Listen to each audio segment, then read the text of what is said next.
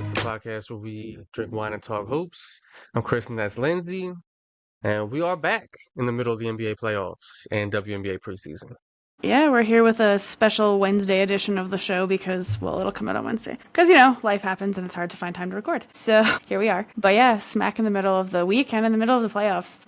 There's lots to talk about every day. NBA never stops. But yeah, we're back with a nice little pinot gris. We've gone back to France, back to Alsace, to the Alps.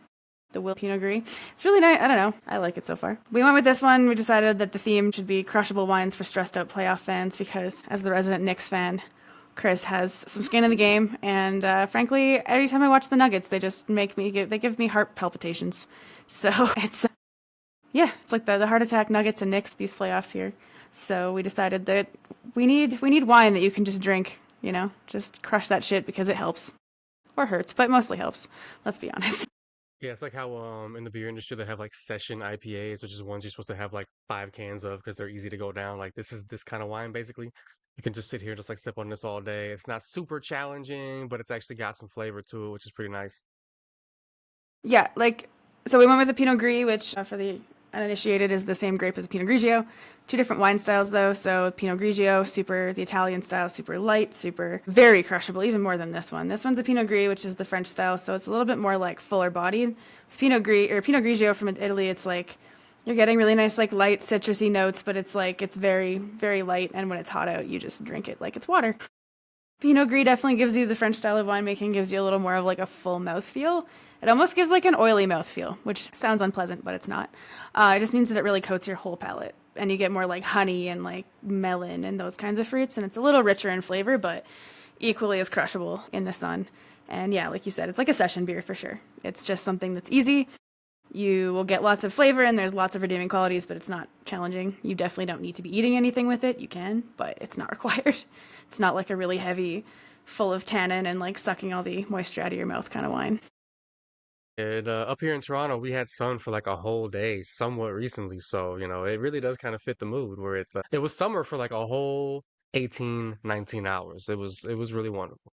It's funny that you say up here for Toronto because for the rest of us, it's like down there because Toronto's so far south in Canada. Yeah, it's we've had really nice weather here. We've had multiple days of like over 25 degrees already.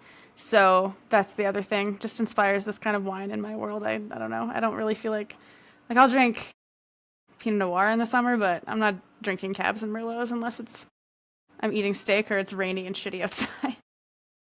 I mean, for me, all of Canada is up here. Like, I could be in Vancouver and it's up here. I could be in the Arctic Circle and it's up here.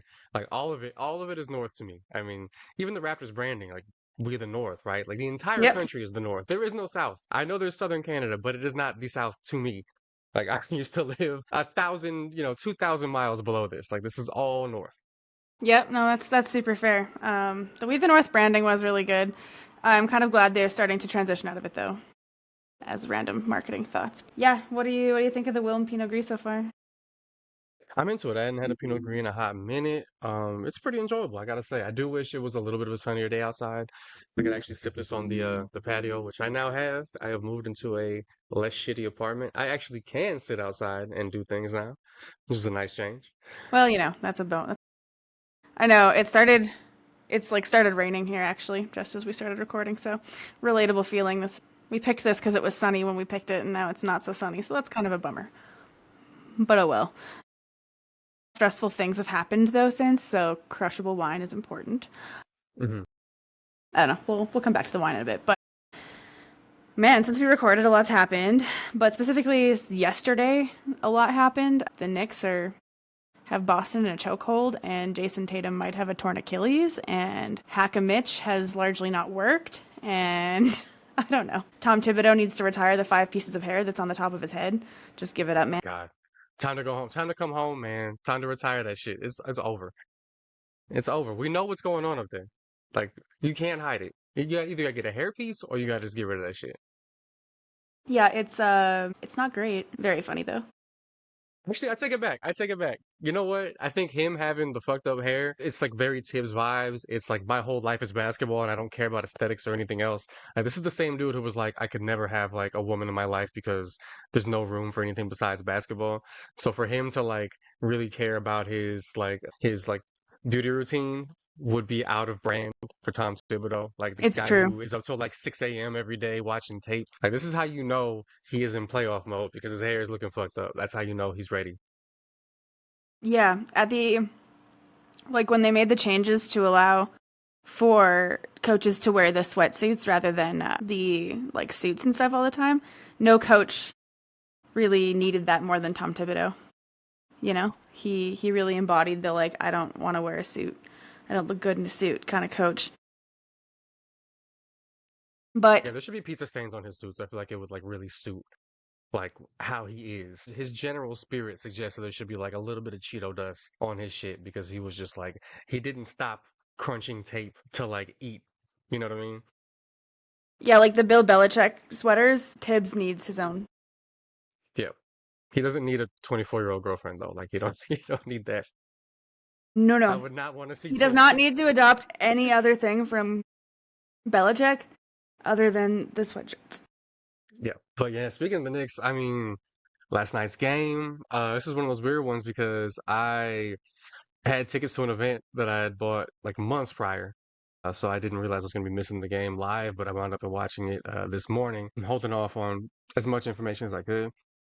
It was a wild one, man. This Boston team, I feel like because they won that championship last year with this group, I think we've almost forgotten how unserious they can be, especially in late game situations. And so we've got a Boston team that's defending champs, but they have lost 3 games in this series where they have gone up by at least 14 points, and 2 of them they went up by 20.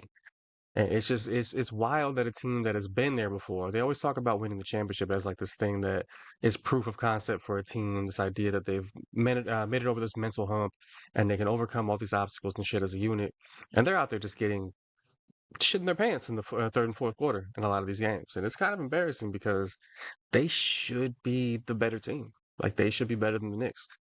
Like it's strange seeing them struggle like that in late game situations as a team that literally is fresh off a championship. But you know the Celtics still have some of those brain farts that they were known for in the seasons prior to last one. Actually, as I was recording this, I saw that Shams had tweeted out that Jason Tatum, the injury he suffered at the end of that game, and then they were down like 9, like 3 minutes left. He just went through surgery to repair a torn right Achilles, so it's looking pretty dire for a Boston team that I think most people, myself included, as a Knicks fan, assumed would walk to a series win and just cruise to the Eastern Conference Championship. Not looking great for Boston.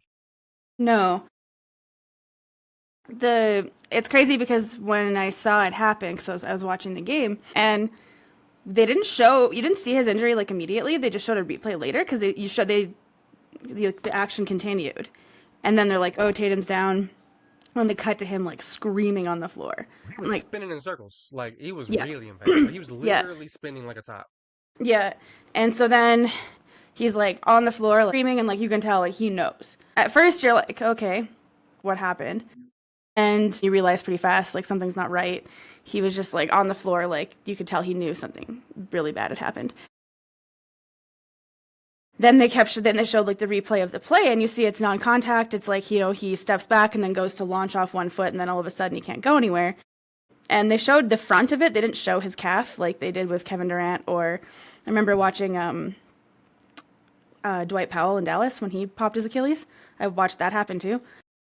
It was crazy because yeah, you could just like you couldn't see the back of his calf, but you just knew. You're like, oh yeah, that looks exactly like Katie. That looks exactly like a Dame too. Looks exactly like Dwight Powell. And everybody kind of just knew that this was a torn Achilles. So like the Shams report is nice to know officially, but it's also not like surprising. Everyone kind of Yeah. knew, and it's It's good to unfortunate. know that like they're not just gonna trot him out there and be like, "Hey, play," "Oh, your Achilles is sprained or whatever," and try to play through it. Like they gave him the surgery. They know like it's I season's think over.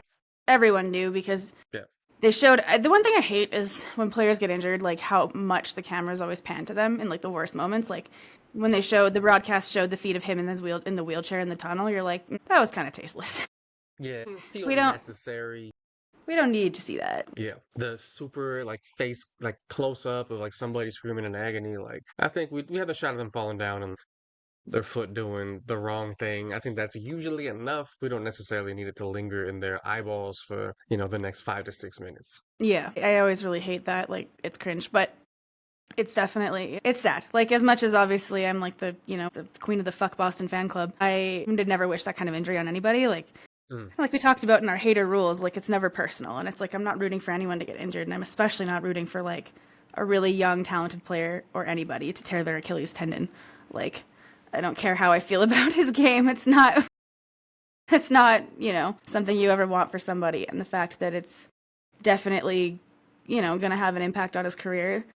The good news is that it's not the death knell it used to be. Lots of players have come back from Achilles injuries and been fine.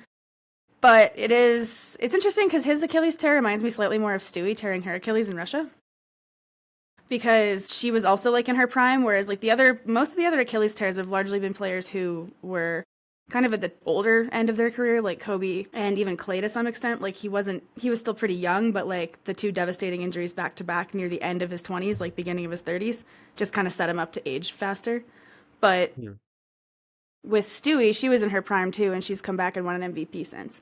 So I feel like Tatum's is a little more comparative. Like I don't know the injury details, but just age-wise and kind of like where they are in their careers, feels more like Stewie's. And so I don't know. I think there's hope for Jason Tatum for sure. KD came back and looked amazing too, so I think he's made all NBA teams since then too. So it's not the end of a career like it used to be, but it's definitely a terrible setback. And there's always risk that the player just won't be the same. You just never know. The good news also for them, though, is that he's never been a particularly like injured person. He's been an Iron Man. So hopefully the chances of him being like having other nagging injuries are probably not as, high.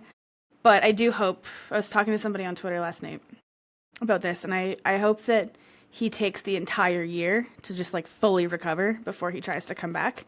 He doesn't have anything to prove, and you really can't risk those like overcompensation injuries that come in a rehab like this. You hurt your right Achilles tendon, well, now your left knee can start having problems, or your hips or your back, or like those kinds of really nagging injuries that never go away, especially for big people and forwards who play like him. So I think that the Celtics would be smart, and I suspect they'll do this, and I hope he does it. Like they just let him come back when he is ready.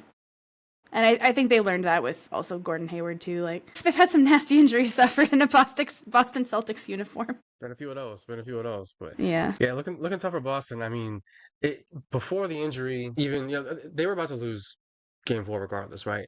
But even before the injury, you could see a path to them winning 3 in a row and taking the series from New York. Without him, I don't know, man. I know Jaylen Brown's fresh off a Finals MVP, but I just do not see it happening. Like I really But don't. then, yeah, Unless Kristaps goes nuclear, it's just not going to happen.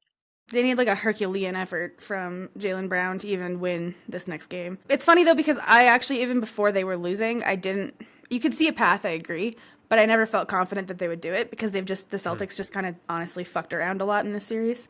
Like they've been playing with their food the whole time, and it's kind of like, you start to see sort of the downsides of coaching like Joe Mazzulla's, where it's like they do what they do and they're not great at adjusting, and it's like the old Celtics came back where it was like a lot of ISO and just like shooting a ton of threes that you don't need to be taking necessarily. I understand the numbers game, but also at the same time, you can't hang that banner if you don't win the game, right? Like your expected shot percentage, winning that is like, ooh, great. Congrats on winning the meaningless stat bowl. Like at the end of the day, wins are the only stat that counts in the playoffs. So, One of but the I most mean, discouraging things for Boston is that like Tatum was going the fuck off in that yeah, game, and they were yeah. still down 9 before he got hurt, like with 3 minutes left. And what's maybe even more discouraging for them is some things about the way he went off in that game. Like he took like 15 threes, I think, at my last count when I last stopped paying attention to it, and he made a lot of really good ones. But like there was possessions where you got Karl Anthony Towns on you, and you're 28 feet from the basket.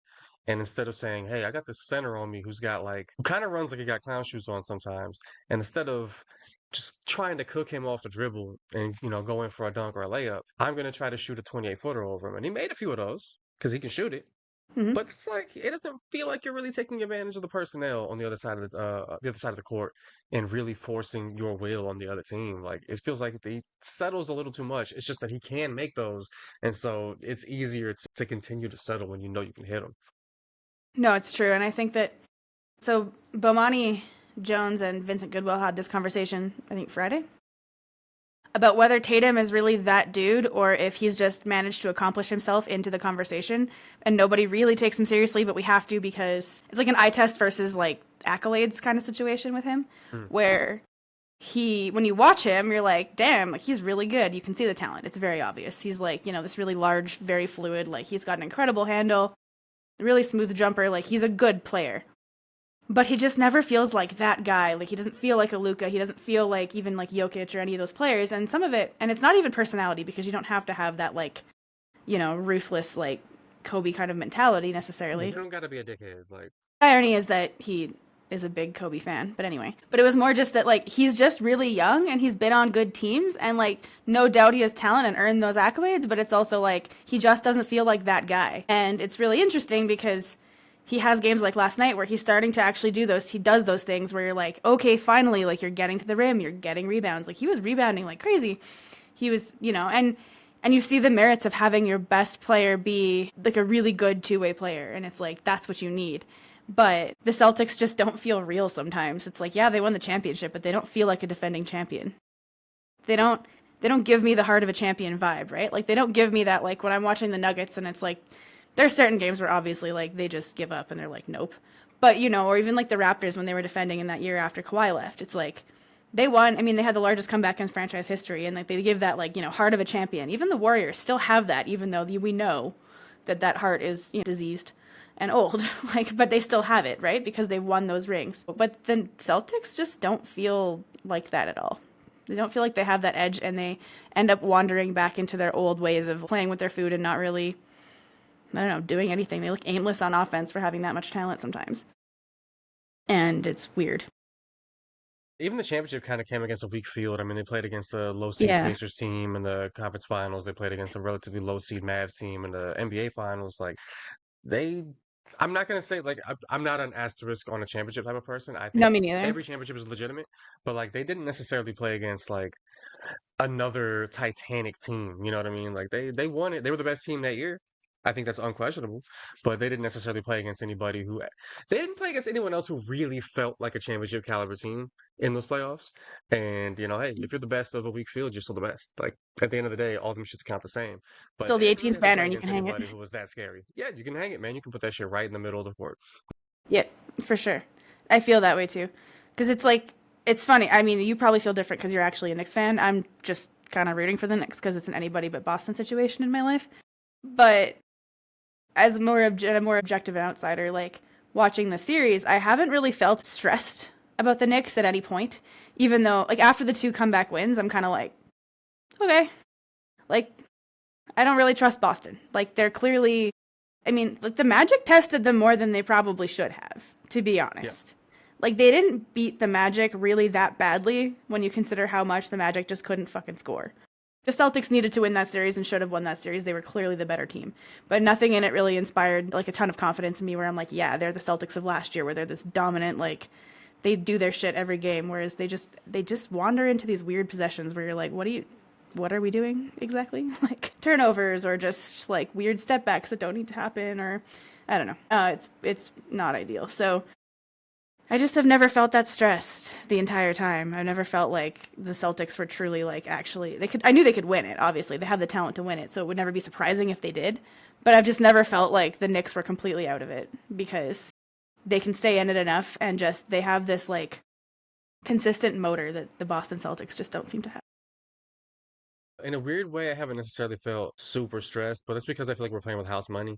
Like I think going into the series, especially the way the last half of the regular season went for the Knicks and the way the first round series against Detroit went, where we easily could have, I mean, we could have lost that series, Lost. if I'm being honest. I kind of went into it with the hope of, hey man, this we don't get fucking swept. You know what I mean? So we won game one. I was like, cool, didn't get swept. Anything that happens from here, as long as we don't embarrass ourselves, is good. And then we go down 20 in the next game, and I'm like, well, damn, here it comes. It, and then we won it. And then, game three, an embarrassment. And I was like, oh, all right, time for them to win four in a row and kick us the fuck out of here. And then sure enough, won game four. So it's been a weird series. And like I said, I can't really stress because I went into this fully expecting our season to end after the second round. And it looks like we may be going to the conference championship. Now, the Pacers, if we play the Pacers in the next round, I will be stressed because that feels like a team in terms of talent the Knicks should be. The Pacers they're playing really well, but it still feels like we should beat them. But if we lose to them 2 years in a row, I'm gonna be distraught. It's gonna be not a good time. Pacers, Knicks will feed families. Oh man, Reggie Miller will be inescapable. I'm going to hate it.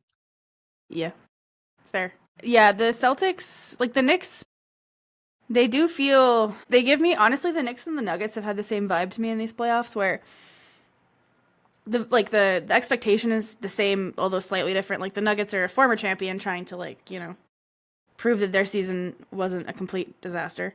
And at this point, they're also kind of playing with house money because nobody would really have blamed them if they flamed out in the first round, even against the Mhm. Clippers. Same thing with like the Knicks, where it's like, honestly, the Pistons were really good and they matched up really well with New York.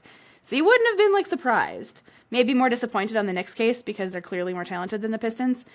The Nuggets, obviously, they fired their coach and GM 3 days before the end of the season, and the vibes were bad all year. So, no one would have really blamed them. And even now, like, no one would fully really blame them for going down to the Thunder. The Thunder won almost 70, they won 69 games or whatever this year, like 68 games. Again, you're not going to really fault them. It's kind of house money. But they've got this just like, it's almost like the tortoise and the hare, where it's like the Thunder and the Celtics are the hare, and the Knicks and the Nuggets are just chugging along. They're like, we're built for this. We are fitter than everybody. The physicality aspect has been interesting. I kind of want to talk about that in regards to the Nuggets later, but it's like they're just chugging along. And in the Nuggets case, it's like we've done this before. I think a lot of that comes down to like clutch games. The Thunder have barely played any clutch games at all this year. So there's like a different pressure in the playoffs that they've never faced in the regular season. And honestly, same with the Celtics. For them, I mean, this year they were less front runnery, but last year, same thing. They just blew everybody out of the water. So it's like they didn't have to be in difficult moments and actually adjust to things the way that the Nuggets, frankly, had to do all year and the Knicks had to do all year. Jalen Brunson won Clutch Player of the Year for a reason. They were in the clutch a lot. As much as I think that's kind of a goofy award, I think there are two players in these playoffs who have been, out ridiculously clutch. Jalen Brunson has been the leading fourth quarter scorer, the leading crunch time scorer by a ridiculous margin for all teams. Not for the Knicks, not for the series, for all teams in the playoffs by a huge margin.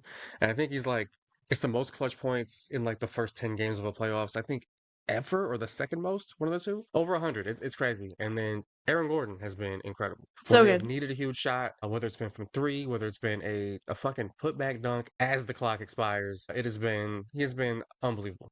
His shot looks from years past. It looks pure. It is reliable. He's been great on defense. He's been great as a connector on offense. He's gotten timely buckets. He looks great, man. Aaron Gordon looks like the best version of himself. That literally the best case scenario when the Nuggets traded for Aaron Gordon. That is what he looks like. He just fully realized as an NBA player, and it's awesome to see. Yeah, I'm happy for him. He's had a really tough year too, with his brother dying and everything. It's been really hard. So it's cool too because I love the bromance between him and Jokic, and like Aaron Gordon has just figured out. He's kind of like Jokic too, where like Jokic figured out like, okay, I just need to be a knockdown 3-point shooter. That's just something I need to do now because broadly gestures at roster. Hmm. Aaron Gordon kind of was like, let me do the same. And to some extent too with Aaron Gordon, I think the calf injury he fought all year helped with that because it just when you're injured, you're not getting to the rim the same way. Like you need to be able to hit jumpers and create space in a different way. And I think that in some senses, because like Jokic developed the Sombor shuffle, like his shot, because he had an ankle injury. That's how he Mhm. like came to that, was just because it hurt to launch off the other leg. And so you can find some development with those injuries, right? You find other ways to play. And so yeah, all the credit in the world to Aaron Gordon. He's played so well.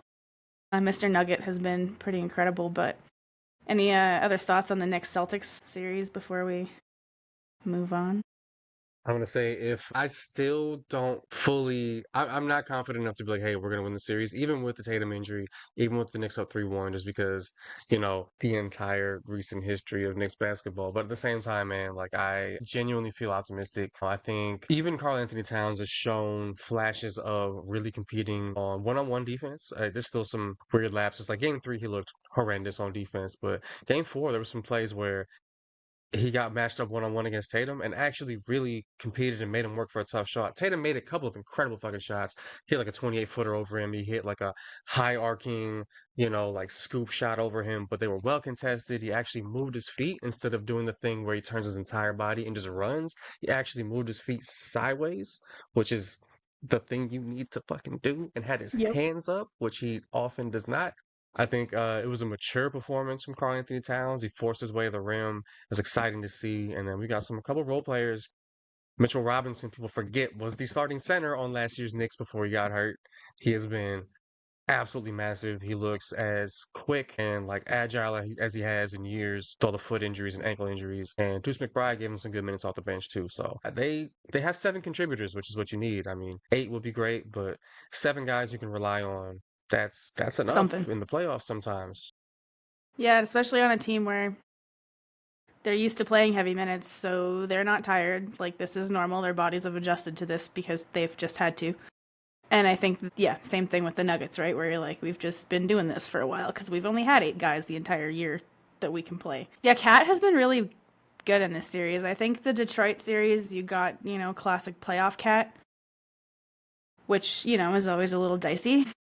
And then you start to wonder, like, this trade, huh? But he's paid off in this series. He's played really, really well, and he's shown, like, I mean, he had big games in Minnesota last year on their conference finals run, right? He showed that he actually can show up in the playoffs and be very good, and he has been. He's been really good against the Celtics. It's really funny, though, how, like, the Knicks, the only thing that would concern me about the Knicks potentially losing this series is that they just dig themselves a deep-ass hole every game to start the game. And that they just will dig a hole big enough they can't come out of like they did in Game 3.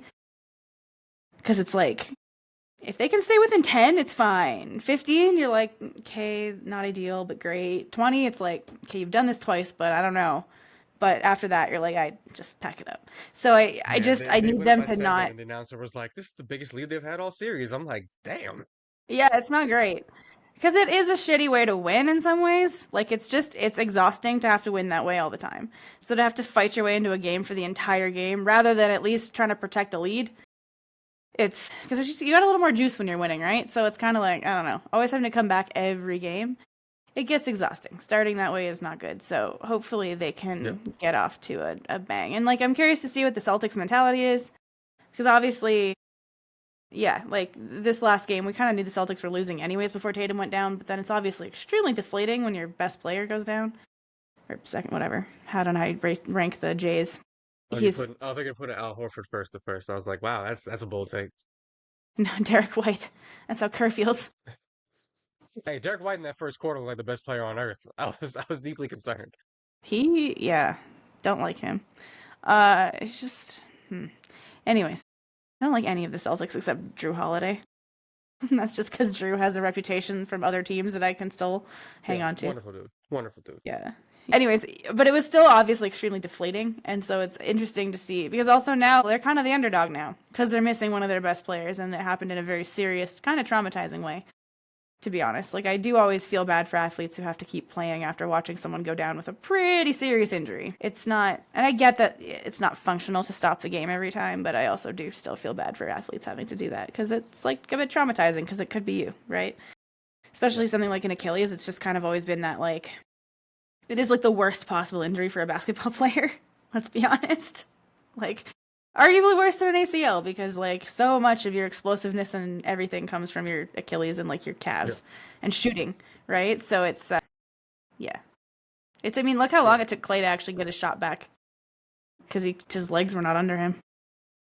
Gotta say, it would be really nice if the Knicks could because they've gone down by at least 14 every game in this series. I would appreciate if y'all would just stop trying to take years off Ben Stiller's life. Like this man, he's Honestly, got he's got white hairs now. We he's we aging like a appreciate his president. contributions to the culture. Like, please stop trying to give Ben Stiller a heart attack. Please. Yeah, he's aging like a president watching the Yeah. Knicks. Yeah. Chalamet is young, he can handle it. But Ben Stiller, hey, we gotta protect him. We gotta do better. But Tracy Morgan too. He's been through it. We gotta protect him. Him and the photo of him and Tina Fey made me so happy. Adorable. Adorable. Yeah, I've been now that I got Crave back, I've been hitting the 30 Rock hard again. Yeah. So It's definitely one of those moments where it's like when you see like a TV duo, you're like, oh, I hope they're friends in real life. yeah, it's It's like such a weird and corny thing to think, but I'm also like, I hope they're actually best friends. it like makes me happy seeing Nick Offerman and Amy Poehler actually be like besties. It's like Yeah. It's great. It's good stuff. yeah, because yeah, I don't know, stuff means too much to us. I'm way too invested in people that don't exist. Right. Yeah, it's crazy. But yeah, I don't know. The Celtics, they are at the end of the day they're defending champions, so they're not done until they're done. But it's yikes. Thanks. Speaking of yikes, Cleveland, the number 1 seed. for basically the entire season, looking super cooked, perhaps even double fried against the Indiana Pacers, who might somehow go to the conference finals for the second consecutive year.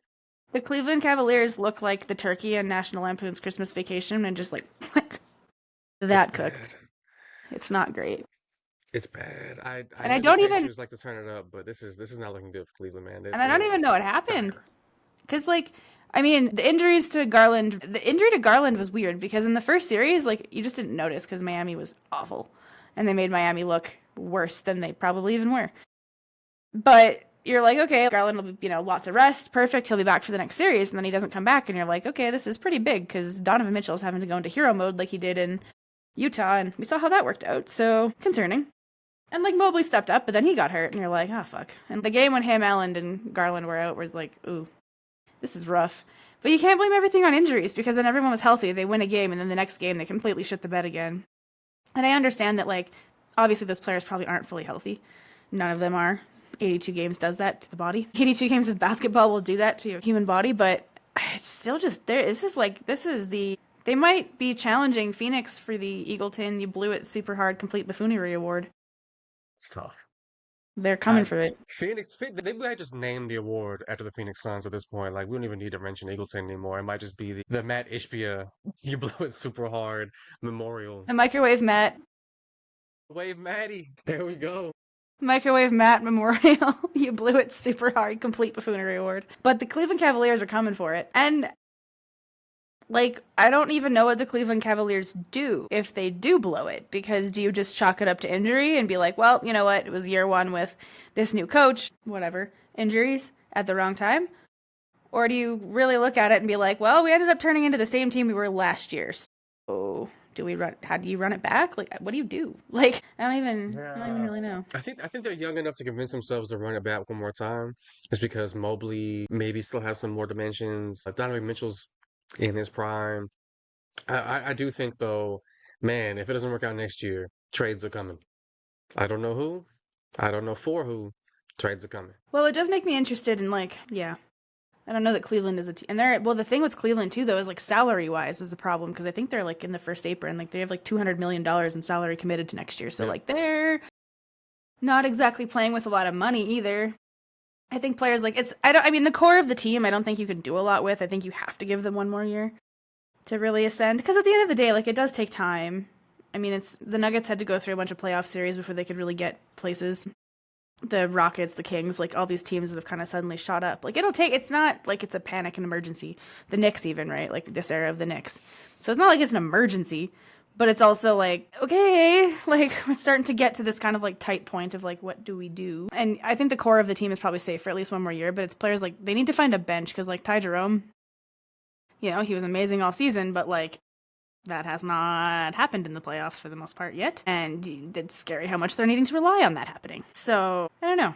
But they have completely melted down. And I'm not going to lie, this is not helping Donovan Mitchell's like playoff reputation. Because he's always very good, but his teams never really do anything.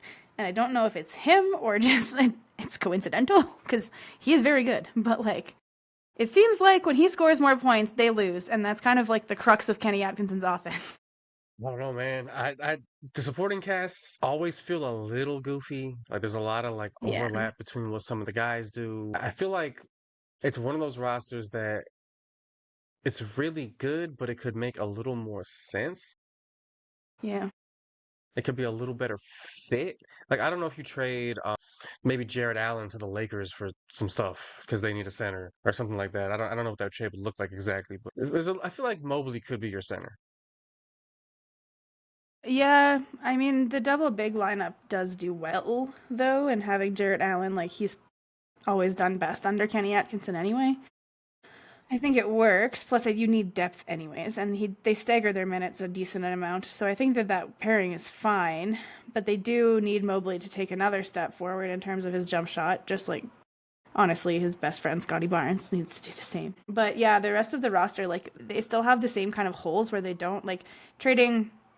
Because they traded Karis LeVert for DeAndre Hunter, and I think that acquisition could use one more year because he was immediately very good, but I think needs to be with the team longer also but they've never really had true wings. Their wings have always been kind of strange, and so like it's also a matter of like they have pretty small guards at the point of attack in Garland and Mitchell.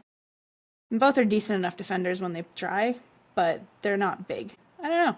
But their wings have always been kind of not really well shorn up. So I think that's still a problem at the end of the day because Max Strus and DeAndre Hunter being your best options is like, because like you saw when Isaac Okoro was on the court, like can't really respect it.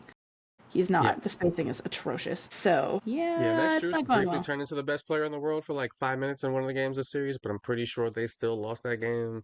And then Hmm. Hunter, it's still weird to me that they spent something on getting him, and they didn't really put him in the starting lineup. Really, he hasn't really established himself as like the go-to guy. He's just been like a helpful piece, but not as impactful as I think people thought he would be as a two-way player when he got drafted over in Atlanta. So it feels like unrealized potential a little bit on his end, which is unfortunate. But at the same time, Eastern Conference rival, fuck them. Like I don't really feel too bad about it, but it is a shame because it feels like it's hard to put a roster together in Cleveland sometimes because dudes aren't really in a hurry to move there. Yeah, free agency has always been a pretty tough avenue unless you have LeBron James on Yeah, your team. he helps. He papers over a lot of cracks for sure. So yeah, I don't know. I think they feasted on a pretty weak Eastern Conference, and I mean, there's no denying Kenny Atkinson. Honestly, I think he deserved Coach of the Year. The team played extremely well. Like, no, they had a great regular season. I think they need one more year together to truly do damage in the playoffs. I thought that they would have an easier time, but the Pacers just match up so well against them. And I guess we probably have to take the Pacers pretty seriously again because like they started off the season like complete dog shit. And Yep. then after the All Star break, they got going and they are still going. And I mean, like Rick Carlisle, honestly, is a really good coach. The team embodies Tyrese Halliburton's style. Like they pass the ball a lot. It moves. It's never really sticking. It's interesting because their offense is actually like so different than most other teams. They don't do that steady diet of threes and layups and dunks. It's like a lot of mid rangers because they have players who can make them. Siakam, especially Siakam, I mean Tyrese has one. Mathurin. Mathurin, Miles Turner has been really good from the mid range. They've had really good Nemhard obviously as well, and Neesmith. And then they've got these players who they can just kind of throw bodies at like to defend, right? And they've managed to really pick up the defense. Neesmith has been really great, like really good. I'm really happy for him. He's a player who I definitely always thought was like more talented than we saw in Boston, and he's just really thrived in Indiana. Benedict Mathurin's really picked it up. Siakam's looked really, really good. Him being in that offense for another year with Tyrese Halliburton, I think, has really benefited him. Yeah, Miles Turner, he's like quintessential Indiana Pacer, and he's having like the best stretch of his career. I think he's finally like, evolved into his best version of himself. We might finally stop hearing Miles Turner trade rumors. We might have a whole off season where we don't hear a single Miles Turner trade rumor. It could happen. Theoretically, it could happen.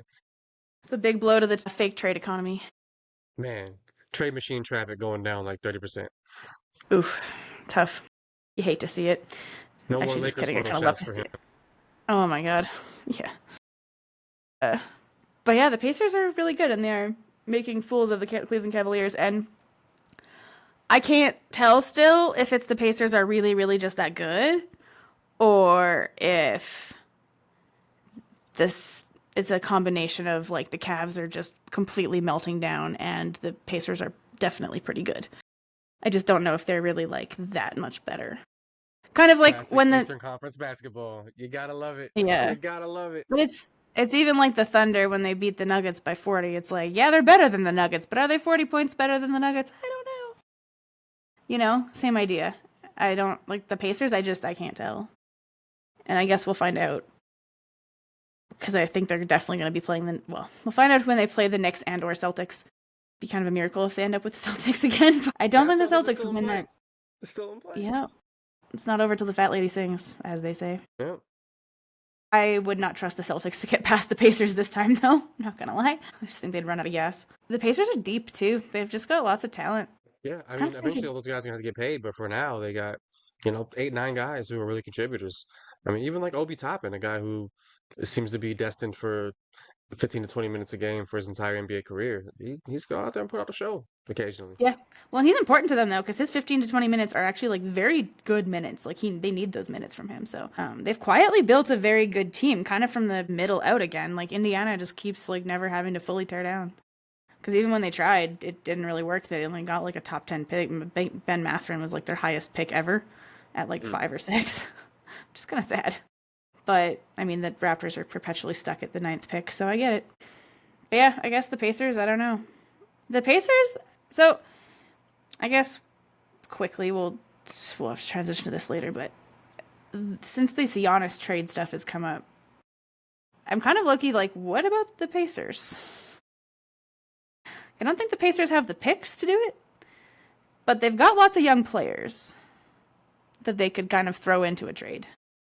Like, you could lose Shepherd or some of those young guys, prospects. They've got some young guys in the pipeline. You could stand to lose Yeah. some of those players for Giannis. And Pascal could slide to the 3. Him and Giannis could play together pretty easily. I think the big question with the Pacers for a Giannis trade would be how I still want excited to is go there. Milwaukee about Benedict Mathurin? Because I think if you're Yeah. going to trade a guy like Giannis, a 30 plus per game dude, you need at least one of those young players to get back to be a guy you can rely on to score. And so the question is, how much does Milwaukee actually love Benedict Mathurin? Because he can go get you 20. 100%. He might not get you many rebounds or assists, but he can get you 20. And so like how much does Milwaukee value his skill set? Like, and I don't know that he really would excite them as a centerpiece of a trade like that. And I also don't think they would necessarily want Siakam either because he's Doesn't what, fit like the timeline. the same age as Giannis, I think? Like he's Well, and I also don't think like that. the Pacers wouldn't want to trade Siakam because they just acquired him and just paid him too. I mean, if I was the Pacers, if you told me I could get Giannis for Siakam and some stuff, I'd be like, yes. Yeah, I would not let you hang up. I would not let you hang up the phone. they would I do would it. not any of that shit. No, I would do it right They now. would do it, but I don't think it would be their first choice, and I don't think Yeah. the Bucks would want Siakam unless they could flip Yeah. Siakam for more stuff. Exactly. Exactly. The Pacers aren't like a really serious Giannis team. It's just kind of interesting because they have stuff to trade. Like I think they're a Yeah. team for a consolidation trade in the next couple of years because they'll have to make decisions on some of these young players like Nemhard and like some of these guys that I feel like they could probably. But at the same time, but it wouldn't be for like a star. It'd be kind of like that Caruso type trade, that just Mhm. like really good kind of extra player. Right. I think just to like back up for people who haven't been following it, like Giannis is apparently for the first time open to a trade. He's not like actively pushing for one, but the Bucks situation is kind of trash. Their supporting cast is not built for championship contention. He's a former Finals MVP. He's like 30 years old now. Wants to win another one. He's gone on the record of saying he'd be very disappointed if he didn't. And their number two, Dame Lillard, tore his Achilles. He's expected to be, or was it his 34. ACL? Tore No, something. it's his Achilles. It's his Yeah, he's Achilles, going to but be he's out for old. the entire next season, and by the time he comes back, he'll be 36, and he was already kind of declining. So if you're Giannis and you want to win a championship, it's likely going to happen outside of the state of Wisconsin. So he's got like a list of 5 teams that he apparently prefers, and they're all like glamour markets for the most The part. classic. Miami, New Yeah. York, LA. But I think the two names that keep coming up a lot are Houston. Houston and fuck, who was it again? San Antonio. San Antonio. There we go. Yeah, the Spurs, who got the second overall pick in the coming draft. They have an incredible young player in Victor Wembanyama. They have the reigning rookie of the year in Stephon Castle, who would probably have to go out in the trade That potentially. would be a tough one. I think Vassell. He would. I think so. I think Vassell would definitely be gone. I think that Castle would be kind of like the negotiating point. It just depends how much the Spurs believe in him, because they really want to pair Stephon Castle with Wemby for the rest of Wemby's career, Yeah. essentially, because he's just that perfect like guard defender. But Yeah. should we finish talking about the Also, playoffs how quick, and much then we do can circle back yeah. to Oh, yeah, I Giannis was gonna stuff? say the other thing is just like how much do the Bucks love the idea of whoever the number 2 pick is gonna be? Do they love like Ace Bailey or Dylan Harper that much that they're like, okay, yeah, we don't need to demand Stephon Castle to make that trade happen? The funniest tweet I saw was like, it was just like this prompt that was like, what's the funniest possible thing that Nico Harrison could do with the number 1 pick? And the answer was like draft Ace Bailey. And then the other thing was like trade it for Kevin Durant. Yes. But so, maybe Cooper Flag is not like guaranteed to be a Maverick. Probably will be. But anyway, we'll hit the lottery in a sec because it is interesting. But yeah, just the Pacers, I think they're a candidate for some kind of trade like the Thunder made for Caruso or some kind of player like that. going forward because they'll probably need to do something about, yeah, just the sheer number of contracts that they're going to owe in the next couple of years. Mhm. And I don't think they want to pay for all of it, so we'll see. But moving on to the other series that happened last night and is on the brink of elimination, the Heart of a Champion Golden State Warriors, the diseased Heart of Champion, are on the brink because Anthony Edwards is that man And Steph is hurt. injured. He's missed what, like 3 straight games in the series. He's gonna miss game 5 too. That's tough, man, because it really felt like they had something going on with Steph and Jim Butt, aka Jimmy Butler, and it's just been tough, man. Because some of these games, even without Steph, have been pretty close. But at the end of the day, a Stephless Warriors team going up against, a Wolves team with an Ant Edwards who's really been an awesome playoff performer, and Julius Randle who's been really good the last few games, just had a triple double in his last game. It's just not quite enough firepower at the end of the day. And The I wish he was healthy so we could have a real like best on best series there because I feel like that could have been a really really good one. It would have been more interesting, but I still think the results probably would have wound up the same in Yep. the end because the Warriors are kind of like the Lakers where they're just old, Mhm. frankly. They're young guys like Kaminga's finally playing like he wants to be there. But and that's always been such a weird fit anyways, but he's finally playing well, but like Pajemski hasn't been great cuz he was sick in the first round and he's struggled. But like Butler, Green, Curry, like they're all kind of old, so it's like at some point the Timberwolves probably would have just, and they're also the Timberwolves are a lot bigger, so they would just outbig, kind of like the Lakers, they would just outbig and outrun them eventually. But I agree, it would have been a lot more fun because the playoffs are just more fun with Steph Curry in them. Basketball's just more fun with Steph Curry around. So that's been unfortunate. But the crazy thing too is that like the Timberwolves, like Anthony Edwards has actually not been that good for the most part in the series. Like he's really struggled. Like the first half of games, he's like 1 for 10, 1 for 12, and then he comes on hot in the second half of the game, which is they've needed every point. But it's kind of been interesting. But it's been really like fun to see Julius Randle take over. And I think I had messaged this to you offline, but there's something about Julius Randle that just feels like he's like a natural fit on the Timberwolves. He just feels like a Timberwolf. There's something about watching him where I just appreciate him so much more in Minnesota than I ever did when he was in New York or anywhere else. And I think some of it, like in the trade, I feel like he got unfairly kind of treated in that cat trade. Like, like the Minnesota Timberwolves got the worst end of the deal. And I maybe felt that way a little bit too, but it was like recency bias of like he was hurt really in that playoff run last year and we didn't get to see what he had to offer, but he just never really felt like a natural fit with the Nova Knicks, I think.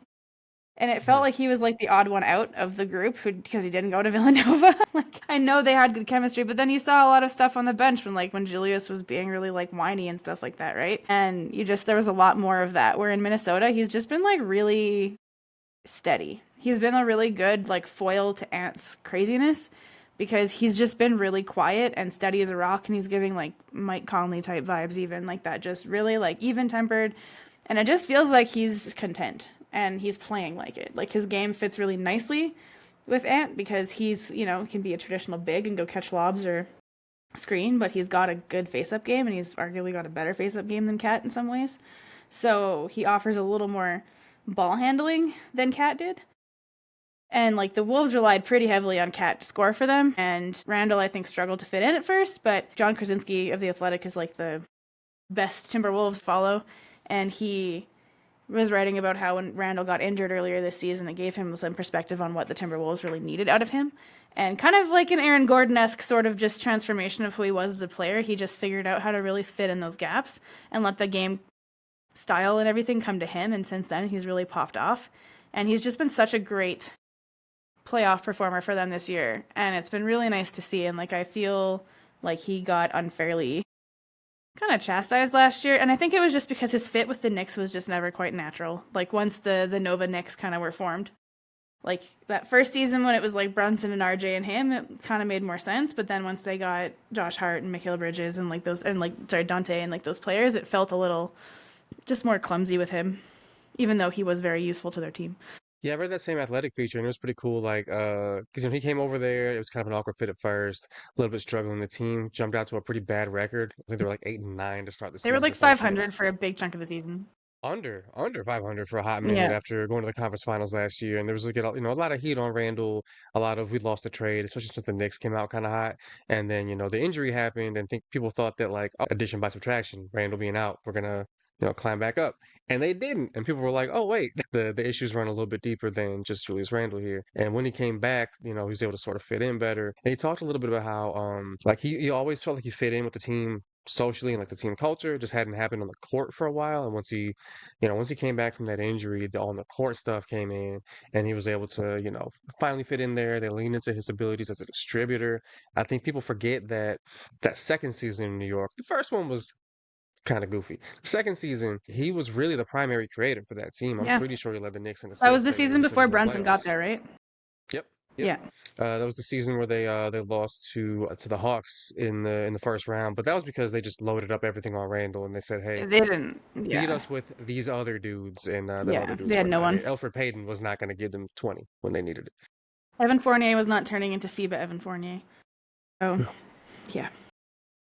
Yeah, no, and I don't know. I just like I've never appreciated Julius Randle the same as I have been while he's been in Minnesota, and I think a little bit of his also off-court perception. I feel like sometimes in places like New York, the noise is really loud too, right? So anytime there's like a little bit of like I don't know, discord or whatever, you hear about it, and it's just like it's exaggerated really heavily. And I mean, he had pretty bad body language on the court at times and things like that.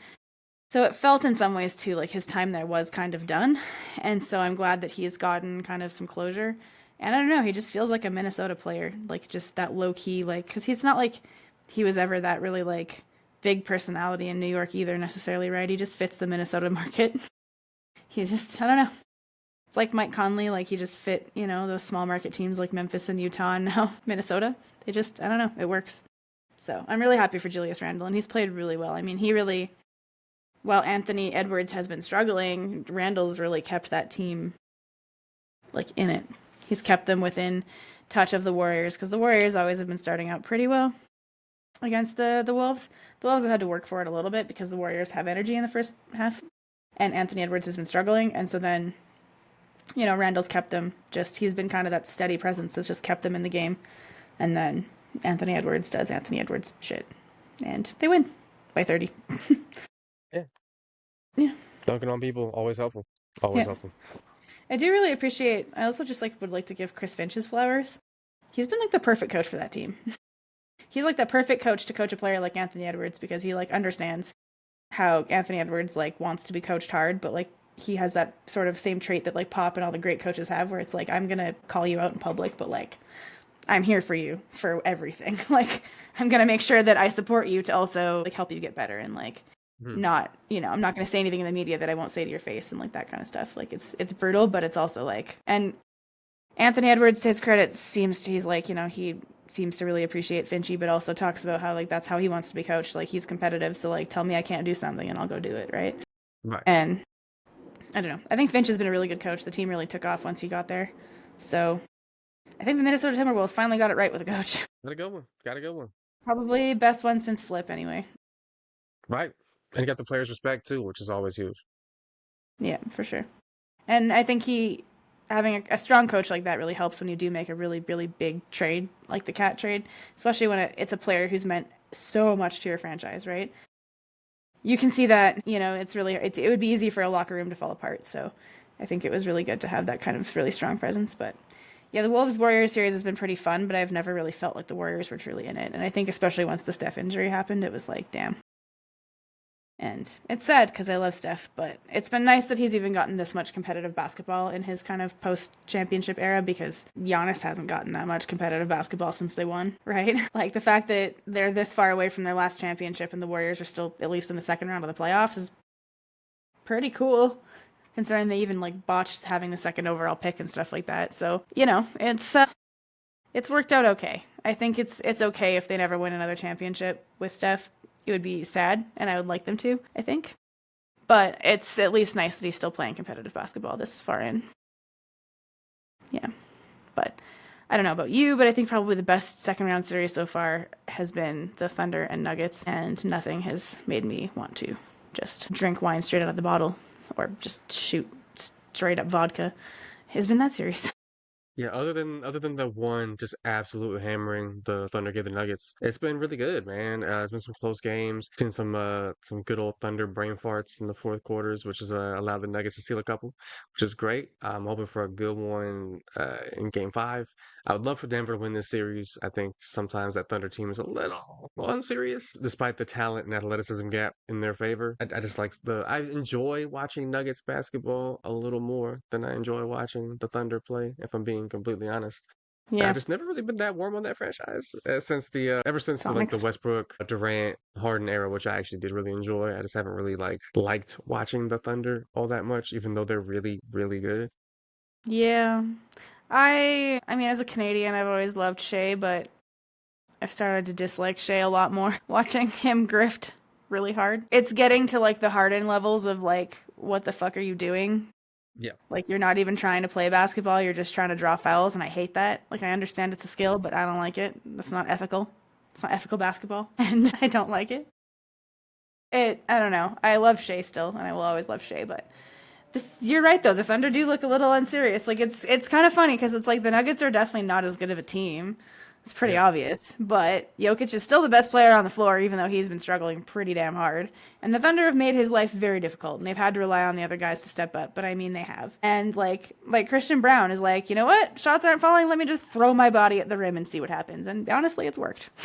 And that's the kind of shit that the Thunder just don't do because they haven't been in these situations enough. Like this is their what fourth playoff series since they really became a team, even though they're obviously so much better than the Kings or the Rockets this year, where they're again that team who's at the very top of the standings, where it's like you haven't won anything yet. Like you have barely won playoff series.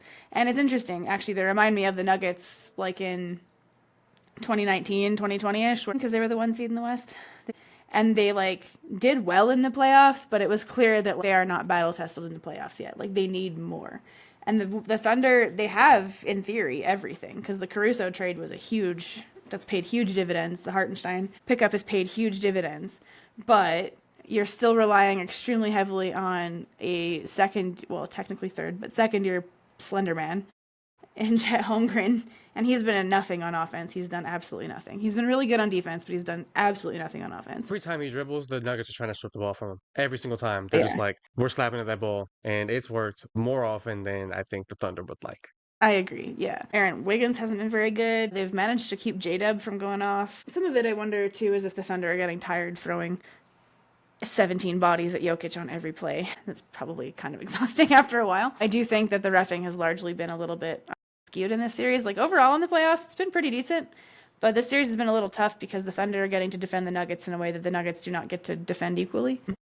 They've been really touchy with giving Jokic foul calls, which is really annoying because like he's not doing much, but they're I don't know, just ticky tacky shit. It's the classic Shaq rules, right? If you're way bigger and stronger than everybody, if you breathe on them, it looks like you've tried to murder them. If you're much, much weaker than the other guy, you can slap the shit out their arms, and because they're able to power through it, it's like not a foul. That's fine.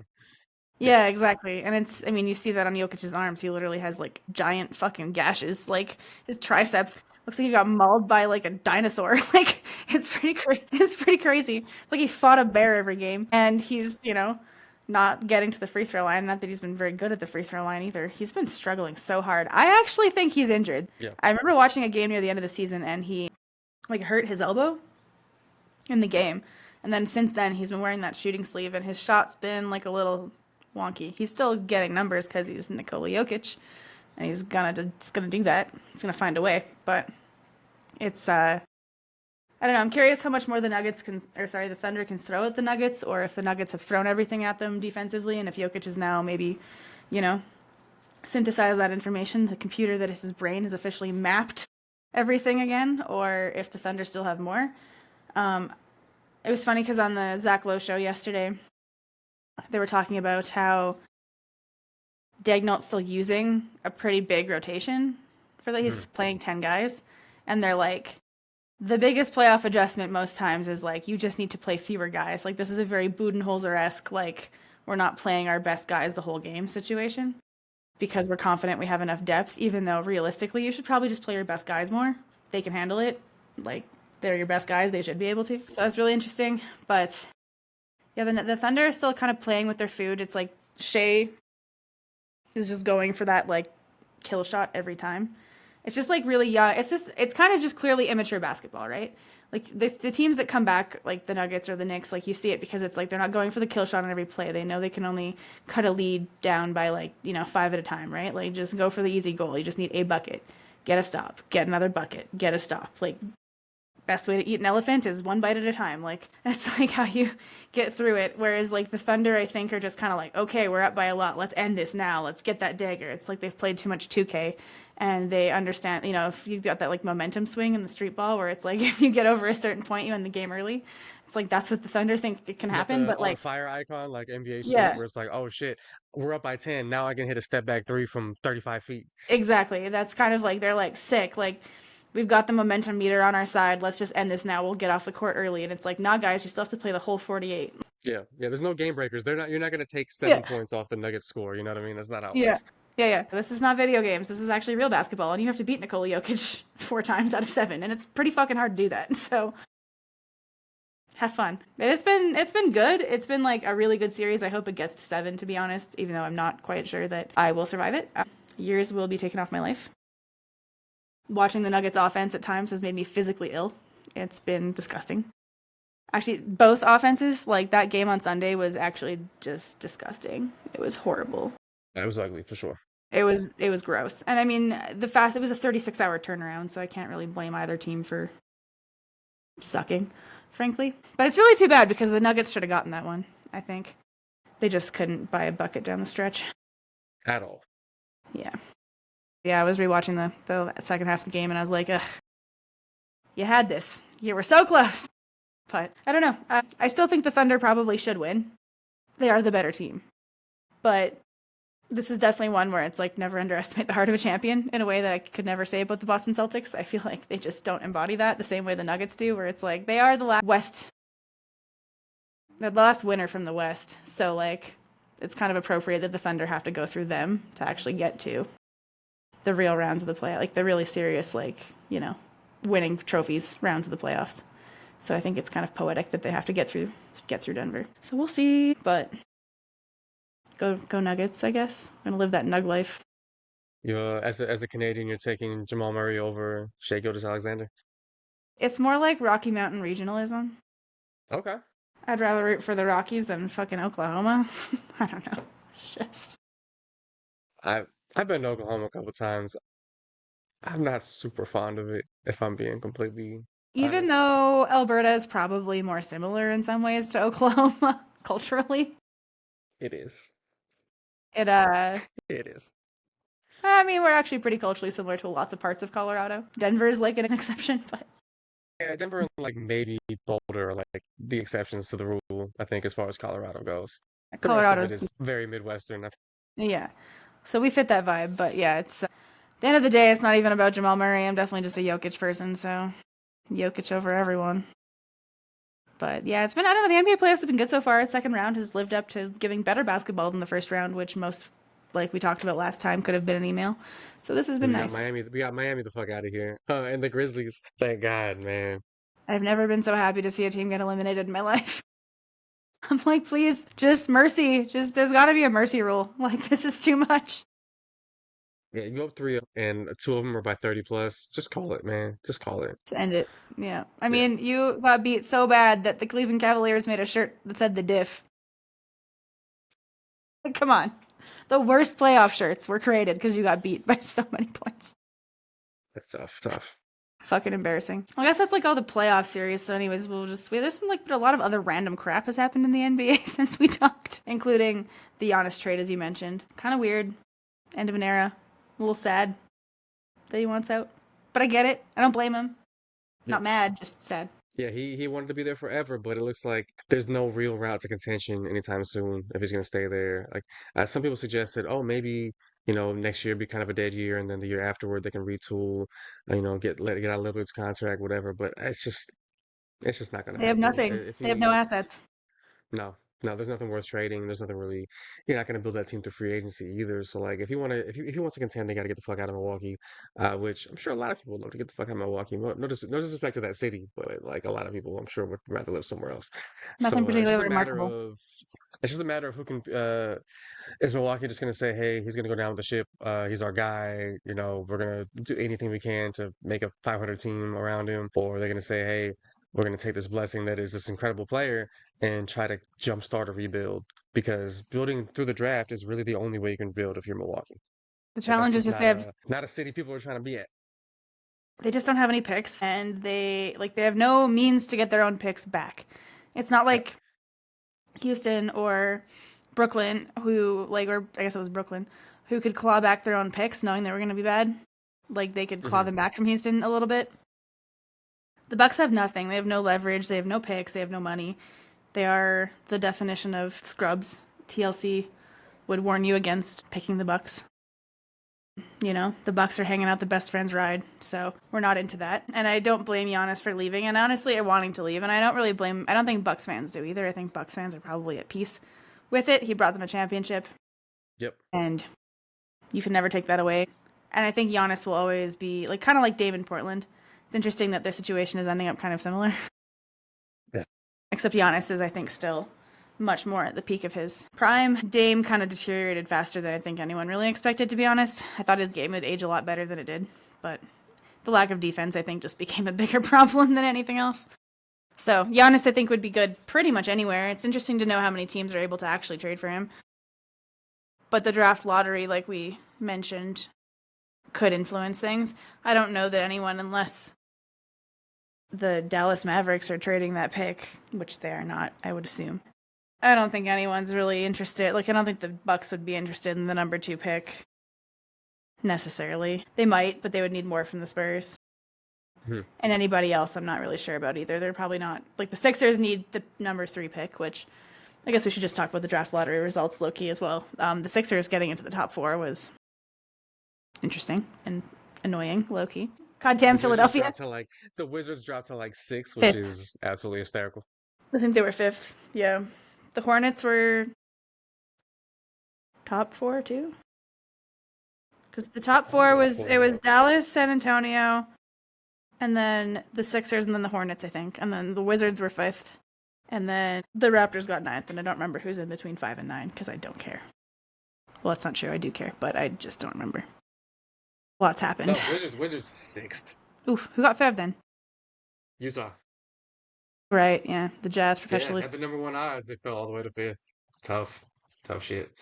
It's the most Utah possible player ever, aka a white superstar. I know. Yeah. A white American's potential superstar as the number 1 pick in Utah. Hey, but the Mavericks know what to do with a white superstar. The Mavs, from Dirk to Luca to Cooper Flag, with no gaps in between, and not only that, an American one this time, man. Somebody on Twitter joked that Luca being replaced by Cooper Flag is what the tariffs were meant to accomplish. Yeah, pretty much. I saw something else too. There's this Twitter account called 6 Seasons in a Movie. It's the community. They post about the NBA, but through the TV show Community. And one of them was just something about they know what to do with a white franchise player. It's yep, they sure do. They do. Yeah, the draft lottery, nothing particularly interesting, I guess, outside of the fact that the Mavericks got the number 1 pick after flipping a coin for the number 10 versus 11 pick with Chicago, and then ended up getting the number 1 pick, and Chicago's probably well, fuck. So that's tough. The Raptors ending up at 9 really sucked, not gonna lie, that kind of hurt. We've drafted well out of the 9 pick, but Tracy I'm not McGrady at number 9. into it. That's not insignificant, You could unearth another such player potentially. What is interesting to me, though, about the Giannis thing, outside of just, obviously, the intrigue of Giannis, is, the severe conference imbalance of stars. Because now with, next season, if Giannis is gone, if Giannis leaves the East, because I can't really see the Bucks trading him to anybody in the East, unless it's, the only team that will give them what they want, and he really wants to go somewhere. I think they'll try their best to honor him, but at the end of the day, if they're like Portland, where, the best bag is what they'll take, then that'll happen, I'm sure. But if he leaves the East, theoretically, the level of stardom in the East is pretty rough. And it's kind of funny because Toronto traded for Brandon Ingram. And it was like a weird trade for me at first. I didn't really know how I felt about it. But I read this tweet that was like, Masai honestly did the thing where he threaded the needle of like, we traded veteran players to be worse in the moment to get a star who next year should be really good for us in a conference that's going to probably be devoid of any talent, very much talent. And I was like, interesting. It's an optimistic read on the Brandon Ingram trade, but I feel pretty confident that that will work out better than we all anticipate. I just have a feeling Brandon Ingram is going to want to prove some shit, and he seems like a pretty good fit on the team, at least like personality wise. He's very much the foil to Scotty's joy. He's very just a chill dude. He's also a good fit on the team in terms of being a Masai Ujiri archetype. They love themselves a 6'8" wing who doesn't like to shoot threes. No, That it's is his true. bag. But Brandon Ingram at least can be a lead scorer, and I think everyone's Yeah. kind of figured out like Scotty's probably not that player. Or like he'll be your top 2 or 3 players scoring wise, but he's just so much better as like a kind of versatile fill up the stat sheet, like be a triple double threat every night. Maybe not quite get there, but like, a like 14 points, 10 rebounds, 8 assists kind of player. Like that's kind of what Scotty I think is meant to be. So having someone who can be kind of more of an apex predator like Brandon Ingram will be helpful. I digress. We'll talk about the Raptors roster later. But it's interesting because I do think if Giannis leaves and Jason Tatum's now out for at least a full year, going to be pretty sparse in the East next year. The best players are going to be like Donovan Mitchell, Brunson, Cat, I guess. Yeah, it's a weird collection of players. They all either have like one really big obvious flaw or they're like really talented but still kind of like wildly inefficient, which is the case of like the Magic guys. Like it's a weird group of players. Whoever first team to put together a really complete roster in the East is going straight to the finals. Yeah, pretty much. Because even the Celtics, for as much as they're a juggernaut, like they are flawed. Like they have very Mm, good talent, but they're clearly flawed because of just like style of play, honestly, and like just lacking that like I don't know. There's some kind of like edge slash identity slash like an intangible thing I can't put words to that just holds the Celtics yeah, back. it feels like they're still a little short on ball handling in a way. Even though Tatum and Brown and Pritchard like all can handle the ball, I don't think there's necessarily anybody where you say it doesn't matter who's in front of him, he's getting past it. I don't really feel like they have that guy. It's not even that. It's like actually just someone to set up the offense a little bit too and keep it organized when because the thing is like I think it's probably the same kind of point though. It's ball handling, but maybe just slightly different. Like you saw this with Minnesota. Like when Mike Conley's on the floor, even if he's not even scoring, he's just Mm, really beneficial to them because he can keep Anthony Edwards from slipping into those like hero ball moments. And the mm, Celtics are notorious for being hero ball players, like Jaylen Brown and Jason Tatum in particular. And you mm. saw kind of before they got Derek White, before they got Drew Holiday, who are like still not really traditional point guards, but at least can play that role. You saw like how much they would just their offense was very just kind of stagnant, and like even doesn't matter how much scheming you did, they would just slip back into those bad moments. And you can even see it now. Still, they still do slip back into that aimlessness. So it's like having a player who just knows how to keep it moving would probably be very helpful to them. To be honest, even like a Chris Paul type player, like maybe not now, but like, and maybe not that specific player because of his personality, but like a Kyle Lowry or like that kind of just like kind of gritty guard who's still going to play defense, but just organizes the offense for you. You have enough scoring. You don't really need that, but you need someone who can handle the ball and literally just get people in the right places a little more often and keep the offense moving. Because I do feel like that's a problem in Boston. It just kind of sticks a bit still here and there, despite having very talented players. Actually, that reminded me of something else I wanted to say about Randle in Minnesota because we're just jumping all over now. Randle's a much better passer than Cat, and that has really unlocked a lot of parts of the Minnesota offense. I think in some ways, I think Cat is capable of more difficult passes than Randall is, but because Randall is, like I said, like a guy who can just beat people off the dribble, and he gets into the tee. Like a lot of Cat's best passes are from like the high post or whatever, hitting a cutter. Randall can like get into the teeth of the defense, draw two or three guys, spray it. He's really good at that. Cat, And I think that's just more dynamic for the offense. It gets dudes like more open looks, I if that think makes sense. also, yeah, it does. I think that's a big part of it. I think the other thing is that Cat has clearly played a lot of basketball against Nikola Jokic and is trying to be Nikola Jokic without having the same level of like vision and even just touch. Because the thing too that makes Jokic and also Randall, like you said, successful is that they have the ability to face up and like dribble the ball and sort of change angles by moving without charging into a player or Mhm. traveling or I don't know, whatever mannery of other fuckery Cat commits when he has the ball in his hand sometimes.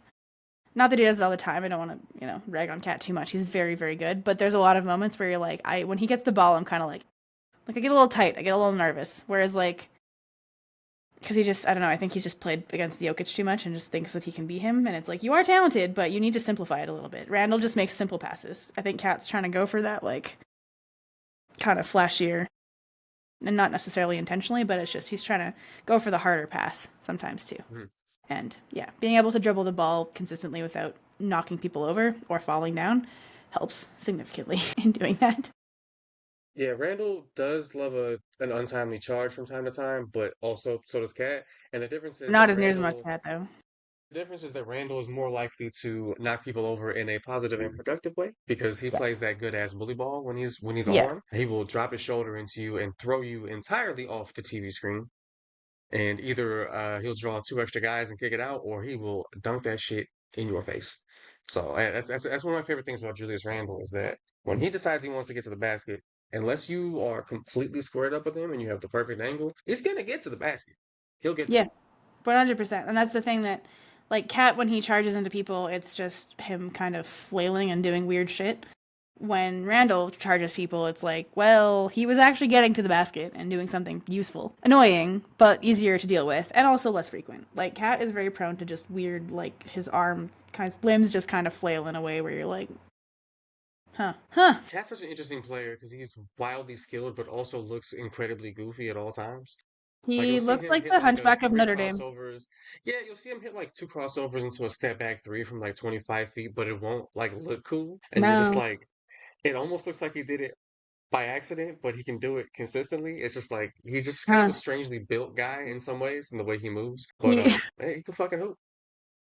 My partner kind of like refers to him as a bobblehead because of the way he stands, like his posture, his defensive stance Yep, is like yep. gives me big Hunchback of Notre Dame vibe, like just Mm, weird, like hunched over, like, and it just the way he moves is not like it's like when you watch Jokic play, it's like it's really he lumbers and you're kind of like it's like you kind of laugh at it, but like like he's mm. really smooth still somehow, except when he runs. But even like with Cat, with Jokic's most skilled plays, you're like, oh yeah, like that was smooth for someone that freaking big. Like you see his handle and you're like, damn. Whereas when Cat pulls out like this crazy crossover, like you said, it still looks off. Yeah. It doesn't look convincing. You're like, okay, do It's it like again. some yeah, it's like some uncanny valley shit because it'll work and you're like, but why did it? Can you do it again? And then again Yeah, after that, maybe five more yeah, times just to prove me that you can do it. And then I right. still probably Yeah, don't believe it because it looks weird. Like I just yeah. the eye It looks test like he's again. still It's like growing, if that yeah, makes sense. It looks like he's about to grow another 6 inches at yeah. like 30. Yeah. He's like a teenager for sure. He's Yeah, giving baby giraffe vibe, like yeah. giraffe who's learning how to walk. That's kind of what he looks like sometimes. Yeah, or a T Rex the way he's kind of hunched over. He's got long arms, but the way he has them sometimes, you're like maybe extend it. I don't know. Just throwing it out there. You have a long arm. You should probably use it. Yeah, maybe don't flail it, but like a shot contest every now and then would be pretty cool. Yeah, yeah, that'd be pretty sick. We'd all love to see it, but other random NBA news, Jameer Nelson promoted by the 76ers. His Official son Philly is boy, now yeah, system GM of the Sixers. Jameer Nelson Jr. plays for the Calgary Surge, so that's There cool. you go. We love that. Yeah. He loved the Battle of Alberta, so that was fun. Good for him. There you go. Yep. Blazers potentially up for sale, which is Yeah. surprising. Paul Allen Estate finally making a call. I mean, it was always kind of like rumored that it would happen eventually, but I don't know that anyone really knew what was gonna happen. The question is like whether or not they'll stay in Portland. I think a big reason why it took them so long to put the team up for sale was that they don't want to relocate Portland. I think that the estate of Paul Allen is pretty committed to keeping the Portland Trailblazers in Portland. So I wonder if they were kind of like wanting to give the team a little bit of stability for a bit, and then now they're okay with trying to sell. Now that the team's also in a slightly better position, right? They at least have some kind of identity. The Blazers were a bit surprising at the end of last season. They kind of showed some life, and they might have something there with some of their players, like Tumani Kamara and those kinds of young guys. They're firmly out of the Dame Lillard era, right? You're getting kind of a fresh slate for sale, so that's kind of fun. Yeah, the Mavericks do not deserve the number one overall pick, but here we are. Yeah. That's the lottery for you. That's the lottery for you.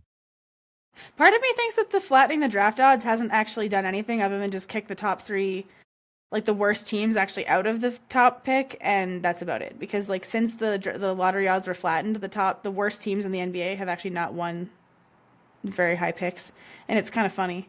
And like I don't know how I feel about it because on one hand I'm like, yeah, I mean, I actually don't care that much, but it's like I don't think it's really done as much as they intended. It's had some interesting unintended consequences. It also doesn't make the NBA look less like it's rigged. It is funny though because like they wanted to disincentivize the kind of like brazen we're gonna win 8 games all year type of tanking that the Sixers did under what's his damn name in the process era, right? You Oh know, yeah, and Hinkie, Slam Hinkie. Hanky, there we go, Sam Hanky.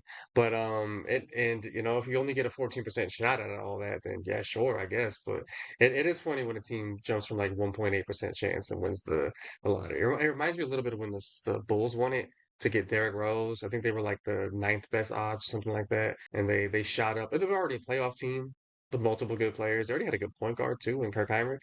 You know, Even sometimes you know, LeBron, even Braun chimed into the tank or like the rigged stuff today because he's like, yeah, like yeah. talking about his own selection, how like Cleveland gets that pick because local Ohio boy, and I'm like, okay, LeBron, like calm down. Like I don't really truly believe that it's rigged because I think people are honestly not that many people could keep that a secret over this much time. Frankly, people are loose-lipped and stupid all the time.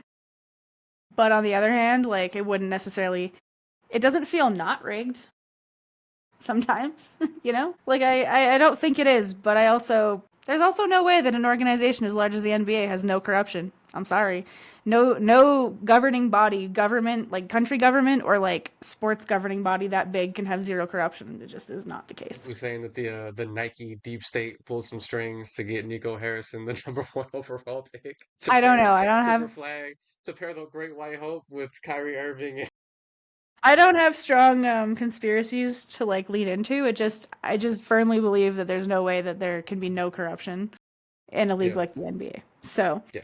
I mean, you sort of see it with things like honestly the Bronny James situation. Like, I don't know. Good old There's fashioned nepotism, man. yeah, like the nepotism is just in it. Net didn't help anyone. Did not help Bronny, and it did not help the Lakers. Like it helped and did not help LeBron's image, frankly, either. It helps zero people, other than maybe Bronny in the sense that he just gets to live at home still. But like. He gets to be a teenager who lives with his parents and play in the NBA. But besides from that, it didn't really do anything for anybody in a positive way. But that's a whole other conversation. Final NBA thoughts before we quickly discuss our, well, my favorite league. I don't know about you, but it's my favorite league finally starting back The up officially. W. I think we're good on All the right. NBA for now. Well, then in that case, the WNBA is finally back. Preseason's been over. They've actually broadcast preseason games for the first time ever. Can't believe it took the WNBA that fucking long, but they hate money, so actually I can believe it. But I am happy. We're back. I wore my Aces jersey from Casey Bannerman. Go Asia Wilson. Speaking of Asia, the A1 selling like crazy. It's already outperforming Yep. Sabrina. It's cheaper than Sabrina's most recent shoe, and it's already outperforming it. I watched a really fun review of it earlier today, and the guy, because the Sabrina's shoe has been actually the most worn shoe in across both leagues outside of the Kobe 6. And this guy was like, I'm pretty sure Asia's is going to be at the top, but the difference is obviously like the Sabrina is more of a guard shoe, so it just depends positionally. But Bam has been he's been a good boyfriend and rocking the A1 a few months now. As he should. Yeah. The Aces they're looking good with Jewel Lloyd. I think that's going to be real fun. Lots of changes in the offseason for the W, so I'm pretty excited for this season. We're not going to go over everything right now. We'll do more. We made a conscious decision because it's hard to talk about both leagues and actually give both leagues any kind of justice. We're going to focus a little heavily on one or the other probably going forward, which means sacrificing talking about the other, and that's okay. But yeah, the W is starting to ramp back up in the beginning of the season, so I think next episode we'll probably do more season previews and kind of talk about our team. Well, not really previews because it'll have started, but you know, first thoughts, overreactions to the first few weeks and stuff like that. But in the meantime, things have changed. Do we have any some vibe checks on some teams? I don't know. We'll talk about a couple here. Things we're excited to see, not excited to see, good, bad, ugly. I do conveniently have a Phoenix Mercury shirt on, so You I do. will lead over with them. Less because of my own Mercury fandom, and more because the whole goddamn team changed over this offseason. No more Brittany Griner, Taurasi retired. A lot of other players are gone. No more Natasha Cloud, no more Sophie Cunningham. They've got Satu Sabali, and they've got AT in there paired with Talia Copper. It's a big three again, a very very top heavy team again. They looked pretty good playing together in the preseason. The two games that I was able to see parts of. The on off minutes might look really crazy for those three because that bench might be a little. It Of might course. be like paper, like rice paper thin, not paper thin, like rice paper, the kind that goes Mm-hmm. in the white rabbit candies that dissolves in your mouth, like that Mm-hmm. level of thin. Okay. Not Yeah, even like spring roll, like not even like egg roll rice paper, no, no, like like the white rabbit this. candy, white rabbit Yeah, candy rice paper. I yeah, haven't it's had gonna white be rabbit thin, candy in a thin. long time, actually. I think the Mercury might be well served to there's been some interesting cuts around the WNBA this preseason, as there always is, because it's a fucking hard league to make a team in. They may do well to pick up some of these young players who surprised by not making rosters. You know, the Phoenix Mercury, the white rabbit candy is actually a very good analogy for the Phoenix Mercury in the sense that like they have tons of talent and they're really tasty, but also like they are thin. Like they're a very top heavy team for sure. That rice paper is their bench and it's very not good. Yeah, there's been a ton of cuts and it was a very talented rookie class too, and very talented deep class, and even just like not even rookies, like other players that there's so much talent. This is the worst part of the WNBA season is like after training camp when players have to get cut, because especially players that ball out in the preseason too. You're like, oh, they're gonna make the roster, and then they don't, and you're like, oh, Not always. yeah. So it's probably the my least favorite part of the WNBA season. So I hope that the Mercury find a bench, but it's going to be interesting. I think that they're probably going to have to stagger a lot of minutes though between Ka, AT, and part of it is because a lot of them they're a little Raptorsy in that their three best players also all kind of play the same position. Yeah, Sabli's kind of playing the three, sort of, which is interesting. She Ka is can. probably the two, hey? Yeah, Yeah. Yeah, like they're Ka's gonna have to definitely. size down. Yeah. AT is for sure a four. Well, I mean, as much as there's really a four in women's basketball, yes, I don't know. The forward positions all kind of interchange a little bit, but outside of center. But yeah, AT and Sably overlap a lot. Other than Sably's just like a significantly better shooter than AT. I think AT is going to have a really big. I think the Mercury are probably just going to lean really, really hard into AT's playmaking situation rather than relying on her to be a scorer. They're going to have to. They're going to kind of. I think they want like triple double Alyssa Thomas. You know, like I need you to go out there and just like do everything, make the offense run. Just moments in the preseason where she looked kind of aggressive looking for a shot at the rim, which is kind of cool. I think they're trying to lean into like the four out, sometimes Mm-hmm. five out thing. They might play Well, the they four have to. five a little bit. I think there might be some chances for her to. I don't think she's necessarily going to average 20 a game. I don't think that's really necessarily how she plays, but there's going to be some games where she's like, "Hey, I got a slow center on me. I'm going for Well, 25." they're gonna need her scoring, and like it is a very important like part of her game. But like she relies on that scoring to open up other things, right? Because she can create so much gravity in the paint because she's such a strong driver and like has no outside shot, so they have to load up on her in the paint. So it creates a lot more, and especially having a lot of shooting, like Ka and like Sably, even though they overlap in position, like they work really well because Sably can shoot and is a very like unique player. And same with Ka. Tons of athleticism on that team, which is pretty crazy. I'm super excited Tasha Mack's still on the roster. I love I'm her. happy to see that. You still play? Yeah, she's really good. I don't even know who else is really on the team, but they're gonna It have to. I don't seems know. I It's still need a interesting. point guard. I feel like even they have a couple of guards who are somewhat useful players, but like I still feel like they need another point. I would love to see them take a flyer on one of these young players who got cut. Obviously I'm a little bit biased, but seeing that Serena Sundell got cut by the Seattle Storm, like, all right, why not? Hmm. Yeah. Or Deja Kelly. She was Yeah, really yeah. good. Shit, there's another player. Speaking of how tough it is to make a team in the W, you've seen a player get cut twice in like 3 days by different teams. Cheyenne Sellers. Yeah, Yeah, that's tough. And it's she's brutal. good. She was so good in Maryland, but it's hard. Like it's tough out there, and it's crazy that Atlanta even picked her up because they're pretty heavy at her position, but still. It's crazy out there. Like Deja Kelly averaged like 13 points a game in the preseason for the Aces, and they had to cut her Hit a game partially. winner. Yeah, right. partially because of their own like previous GM making mistakes on players situation. But still, it's tough because the Aces could really use another guard like Deja Kelly. I mean, I think that they fucked up the Kate Martin situation really bad, personally. Mhm. I don't know why they protected Tiffany Hayes. They protected Tiffany Hayes to lose Kate Martin, to then also lose Tiffany Hayes in free agency anyways. Also to the Valkyries. It was a really weird situation, and the Aces really botched that. If I was the Aces, I would have protected Kate Martin, because to me, that was like their best young player. They don't have a lot of those. So I guess, yeah, the Aces are probably another just quick vibe check for me. I feel like it's going to be great with Jewel Lloyd. I didn't actually watch a ton of their preseason, but like Asia looks like Asia.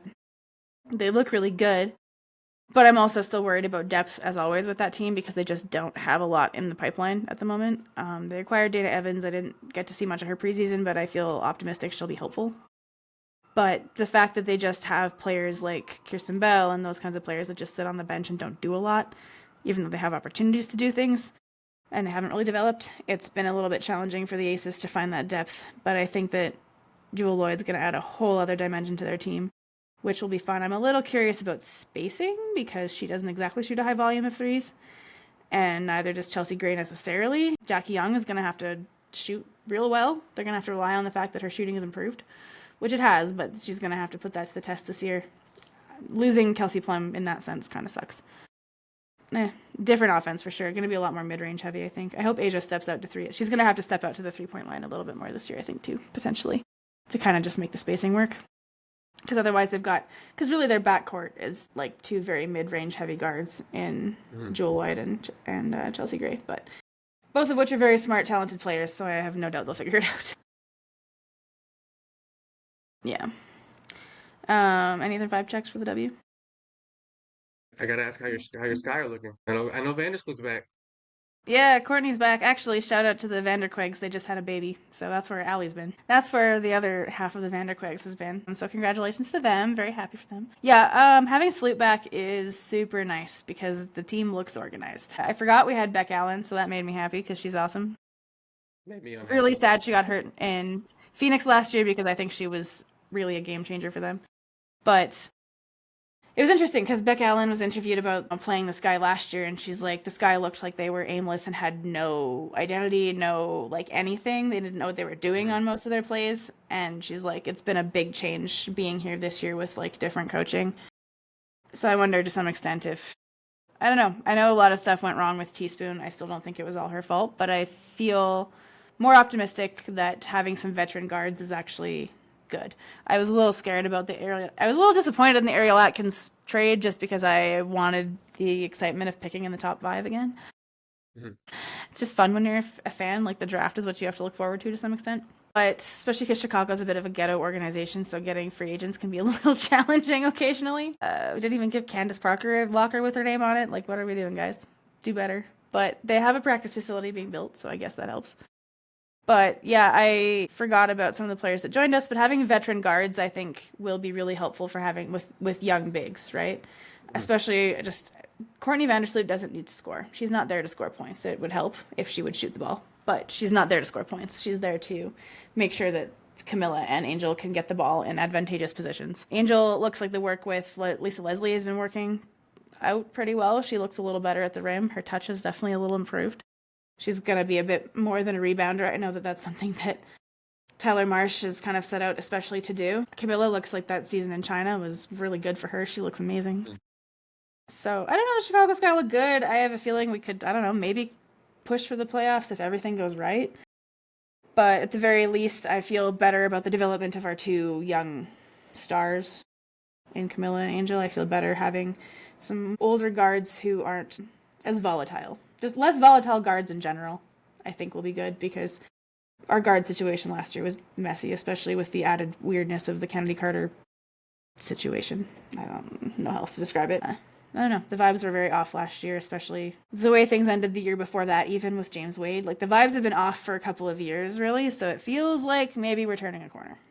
I didn't watch too much of the preseason, but it just, from what I've seen of some of the highlights and things like that, it feels a bit like maybe we're now on the right developmental track, but we'll see. Yeah. Curious to see what the Fever look like. Their new additions looks like they've been rocking and rolling. Caitlin looks much stronger. They might be Yeah. dangerous. Yeah. Caitlin looks much stronger. I think Stephanie White is probably a much better head coach. No disrespect to Christy Sides, but they've got an adult in the room. Yeah. Indiana looking scary. So we'll see when the rubber meets the road there. But the defending champion Liberty, Tasha Cloud, huge addition, and Rain Johannes is back. So they have a very fun backcourt. I feel like I'm excited to see the title defense from the New York Liberty because I feel like they've got some pep in their step right now. I think they got to be the favorites out the gate. Yeah, I agree. They look real good. Other than that, I'm just excited for the season to get going. As far as random news goes, the Connecticut Sun might be up for sale.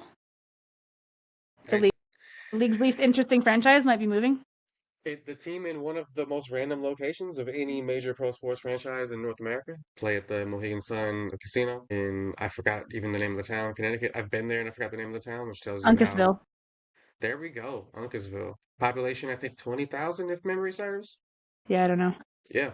I think I drove by like Hanging Neck Road and like Purgatory Ave on the way there. These are like legit names of like Yeah, streets yeah. out there. It's fucking crazy. Weird location. Probably, I would have to imagine we'll probably get moved to a major city, whoever Yeah. buys them. Well, I know that like so last year they played at TD Garden in Boston, which was crazy. Boston, like location wise, is probably the most natural move, Fan but base overlap. yeah, probably would keep your fan base the most. And they have a pretty passionate fan base. I'll give them credit. Like they do pretty well for attendance and things like that in Connecticut, despite again being in the middle of nowhere in the most random place ever. But, shout out to the Mohegan Sun tribe. They've done some cool stuff with the team and didn't really invest properly, but no one really did. So we'll see. I'm curious to see how much they sell for, especially since they're not exactly like the team they have been the last couple of years. But I think that it's a smart time to sell in the sense that women's sports has never been more popular and you can probably get the most money, sell high kind of situation. So curious to see what happens. I wouldn't hate it if they went to Philly. I think they should stay in the East Coast, especially though. I think that they would be smart to do so. Otherwise, you'd have to be completely building a new fan base, and that's just time consuming. And you'd probably, if you're buying this team, you want return on investment kind of immediately. So I feel like keeping your fan base would probably be helpful. But even if they move to a bigger city like freaking Hartford, I don't know, like stay in Connecticut, I don't care, but just go somewhere a little bigger where you can kind of invest more.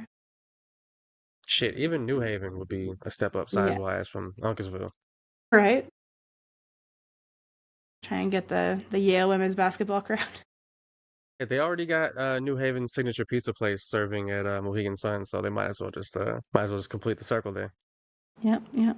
The most Connecticut team ever. But I mean, like, I would hate it for Connecticut to lose a pro team, but also, like, Yeah, I nobody don't really care. thinks that much about Connecticut, if I'm being completely honest. No, most people just kind of forget it exists and think it's either part of New York or Massachusetts. Right, right. I think most people forget it's a state, Yeah. like I've most of I've the been a time. few times and I wish I knew more about it. It's not. Do you? I remember finding out that like the one of the like demonyms for people from Connecticut was nutmeggers, which was really interesting. Okay. Yeah, All right. Well, fun fact. on that fun fact, might as well wrap it up here. Lots always happening. Well, on to random Connecticut fact, because that's how we do. Yep. Any thoughts on the wine as we drank through this episode? It's crushable, I feel like. I don't know. Fits the Pretty good, man. It's a easy sipper for sure. Pretty satisfying. Yeah, dipping my toes back into the Pinot Gris waters, which I have not been in a hot minute. It's a good shit. I would drink it again. It's reasonably affordable too. It's like under $20, I think. It's really tasty. Yeah, the price also didn't help. Weirdly difficult to find for me. I don't know if it's been discontinued here, but only like a handful of liquor stores actually carried it.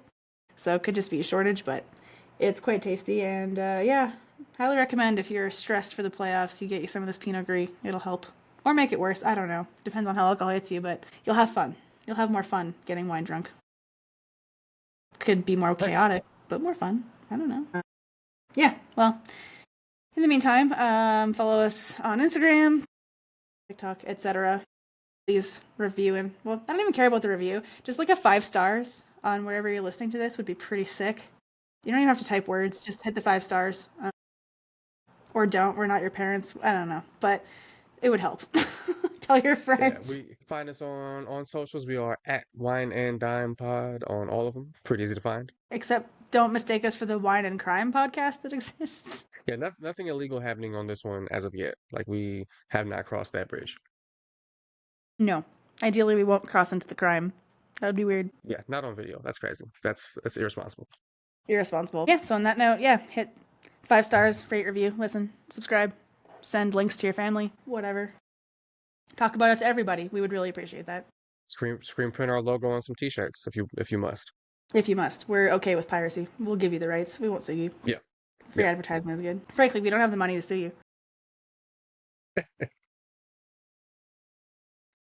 Anyways, before I die, we're going to wrap this up. So, yeah, we'll see you next time, and thanks for listening. Later.